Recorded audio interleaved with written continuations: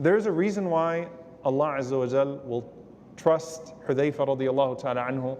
The Prophet ﷺ will trust Hudhayfah radiallahu anhu in a very unique way. This is clearly a person of amana. This is clearly a person of iman. This is a person of faith. This is a person of trust. This is a person of sincerity. He's not utilizing any situation. He's demonstrating the highest of ethics, the highest of characteristics, the highest of qualities. And so this is where the Prophet ﷺ will treat him differently from all of the other Sahaba, all of the other companions. And that's where he becomes Sahibus Sir, the secret keeper of the Prophet ﷺ. Imagine being a person, the one man who the Prophet ﷺ entrusts with a list, and he does not give that to any single other human being. As much as the Prophet ﷺ loved Abu Bakr radiallahu anhu, and loved Umar radiallahu anhu, and Uthman and Ali radiallahu anhuma, Hudhayfah radiallahu anhu is the one man who the Prophet ﷺ gave that list of the hypocrites to. So there are multiple narrations in this regard. One of them, that the Sahaba used to ask the Prophet, they used to ask Hudhayfah radiallahu ta'ala anhu and the Tabi'een, what is nifaq? What is hypocrisy? فَقَالَ أَن تَتَكَلَّمَ بِالْإِسْلَامِ وَلَا تَعْمَلْ بِهِ. The simplest, bare minimum, may Allah protect us, that you speak of Islam but you don't do anything with it. You don't act in accordance with it. لِمَ تَقُولُونَ مَا لَا تَفْعَلُونَ. Why do you say that which you don't do? Pushing the companions, pushing the Tabi'een to live up to their best selves. And Hudhayfah radiallahu anhu was one of the strictest people. And there's another thing that makes him safe from hypocrisy in one way. He says radiallahu ta'ala anhu, this is the most famous narration of Hudhayfah, كَانَ النَّاسُ يَسْأَلُونَ رَسُولَ اللَّهِ صَلَّى اللَّهُ عَلَيْهِ وَسَلَّمَ عَنِ الْخَيْرِ. Which shows you the psychology even of the companions. People used to ask the Prophet ﷺ about the good things. Everyone wanted Jannah. Everyone wanted to hear about the great things, right? And that's why there's a Jannah series. It's okay, it's psychology, right? We did a Jahannam webinar too, by the way, if any of you missed it. Okay, but even the Sahaba, most people want to hear about Jannah. They want to talk about Jannah. They want to hear about the good things. قَالَ وَكُنْتُ أَسْأَلُهُ عَنِ الشَّرِّ. As for me, I used to ask the Prophet ﷺ about the evil. I'd ask the Prophet ﷺ about the bad things. And he says, مَخَافَةَ أَنْ يُدْرِكَنِي, out of fear that it would strike me or that I would be afflicted with it. So this has two meanings, as the ulama mentioned, because in one narration, أَنْ أَقَعُ بِهِ, for me to fall into it, that one of them is that he would ask the Prophet ﷺ about the bad times ahead. Most of the Sahaba wanted to hear about the good times ahead, the victories that were ahead. I would ask the Prophet ﷺ about al-fitan, about the tough times ahead so I could navigate them properly. The second one is about the punishment of the hereafter. And truly, subhanAllah, the cure for nifaq is dhikrun nar. The cure for hypocrisy is remembering hellfire.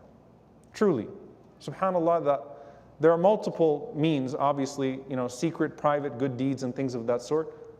But there's no doubt that the Sahaba that were furthest, and all of them are of the highest level, furthest from, I can't even say that. The Sahaba that used to talk about how much they feared hellfire, used to also talk about how much they feared hypocrisy, and you can find a correlation there. Umar ibn Khattab radiallahu ta'ala anhu was one who talked about hellfire as if he was going to be a resident of hellfire. He feared nifaq, feared hypocrisy, and that was a quality of his sincerity radiallahu ta'ala anhu, and all of the Sahaba are honored, and we consider them to be from the sincere in this regard. But Hudhayfah stands out here. So what's Hudhayfah radiallahu anhu like after the death of the Prophet ﷺ? SubhanAllah, this relationship between him and Umar radiallahu anhu is a powerful one. Umar ibn Khattab radiallahu anhu is the Khalifa, and he used to watch to see if Hudhayfah radiallahu anhu was praying janazah on somebody. And if he didn't see Hudhayfah radiallahu anhu go pray janazah on someone, then Umar radiallahu anhu appointed someone else to pray the janazah. Why? Because he assumed that must be one of the munafiqeen. I'm not about to pray janazah on a hypocrite. Okay, subhanAllah, he would let the janazah be performed, but he looks around, he looks in the masjid, is Hudhayfah there? Hudhayfah's not there, someone else lead the salah. And of course, Umar radiallahu anhu had a particular distaste for the hypocrites as well. And he was the one that was trying to prevent the Prophet ﷺ from praying upon Abdullah ibn Ubay bin Salul as well. But here's what makes this even more powerful. Umar radiallahu anhu drove Hudhayfah radiallahu anhu crazy with what question?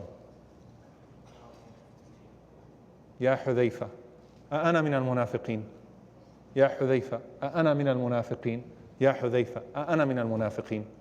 Hudhayfah, am I one of them? Hudhayfah, did the Prophet ﷺ mention me amongst them? Am I on that list, O Hudhayfah?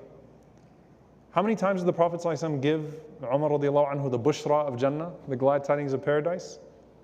And he still, أأنا من المنافقين أأنا من المنافقين أأنا من المنافقين. So finally Hudhayfah radiallahu anhu said to him, no, ولا أزكي أحدا بعدك, but don't ask me about anyone else.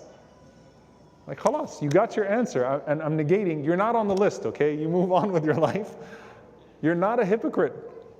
But don't ask me about anyone else. Now, Umar radiallahu anhu got one name out of him, which was himself. Then Umar radiallahu anhu said, Tayyib, my ummal, all of the people that I've appointed as heads of state, as governors and leaders. And he used ummal, which is the largest umbrella. So anyone I've appointed under my khilaf and my administration, any of them hypocrites?